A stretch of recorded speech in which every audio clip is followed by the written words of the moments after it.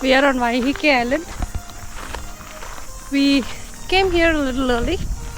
There's still time for the hop on hop off service to start, so we are doing a little hike now.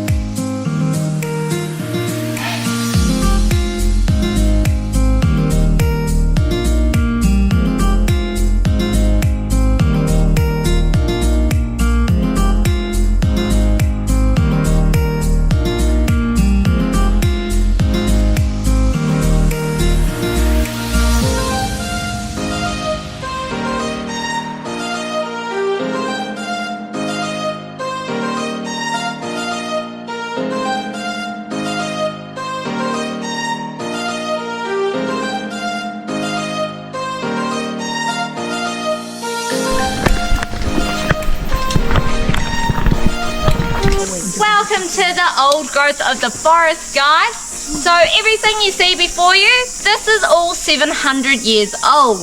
We know that because that was the last time Mount Rangitoto last erupted, wiping out all the vegetation on the island but leaving behind volcanic ash, which acted as a great soil for all of these new plants to regrow.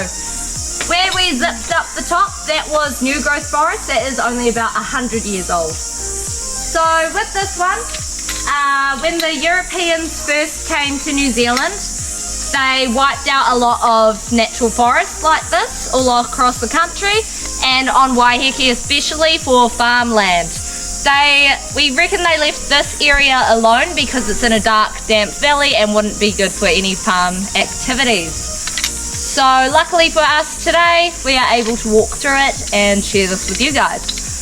This tree in the middle here, this big Y-shaped one, this is a puriri tree. This is the oldest tree in our forest, estimated to be about 650 years old. The wood of this tree is so strong that when they used to try to cut them down, that would blunt their axes. So what do you think they'd have to use instead? Chainsaw, not quite. They'd use dynamite, and even that was a struggle sometimes. However, that is no match for the little grub that burrows its way inside, called the peppertuna.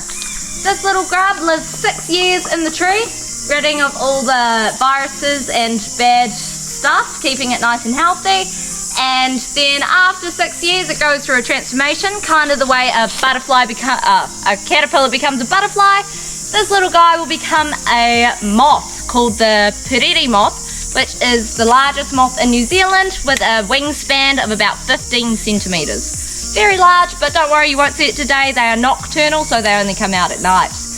With this transformation, they lose their mouth and digestive system, meaning that they've only got 48 hours left to live. But that's okay, because their sole purpose is to reproduce and find the love of their life, carrying on the bloodline.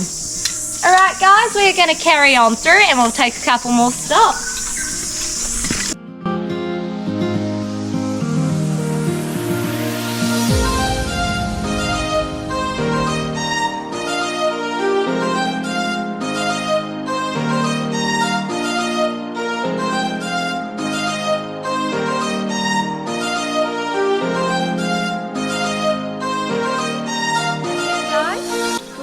towards that big tree there with the red tinge because it is a totara tree.